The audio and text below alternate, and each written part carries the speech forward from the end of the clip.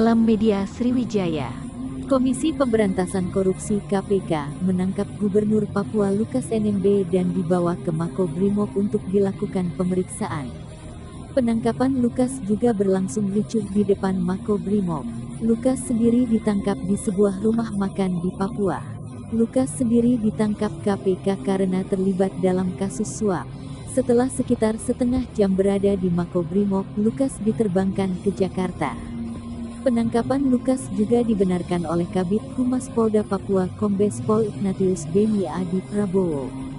Iya, informasi yang saya dapatkan dari Karo Ops Polda Papua bahwa dari KPK melakukan penangkapan Lukas NMB, kata Ignatius dalam keterangannya.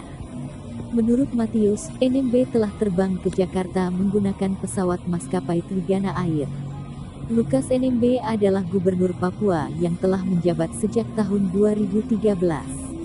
Ia menjabat Gubernur Papua selama 2 periode mulai tahun 2013 hingga masa akhir jabatan pada tahun 2023 mendatang. Pria bernama asli Lomato NMB ini lahir di Kampung Mamit, Distrik Kembu, Kabupaten Tolikara, Papua pada tanggal 27 Juli tahun 1967. Lukas NMB merupakan lulusan FISIP Universitas Samratulangi tahun 1995.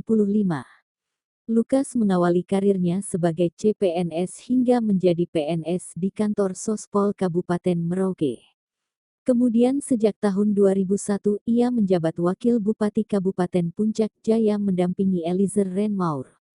Pada tahun 2013, Lukas NMB mengemban jabatan sebagai Gubernur Papua bersama wakilnya Clement Kunal untuk periode tahun 2013 sampai tahun 2018.